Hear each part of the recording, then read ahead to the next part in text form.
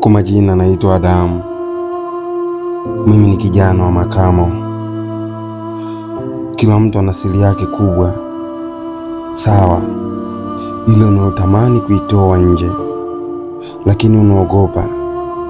Kwangu mimi siri yangu ni rafiki yangu wa karibu sana.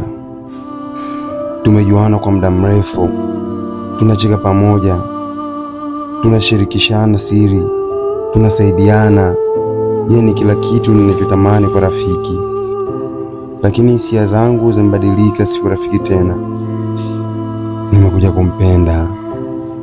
Na hapo ndipo hofu inapoanzia. Je, nitaharibu rafiki wetu? Je, nitampoteza? Mawazo haya yananitesa usiku na mchana.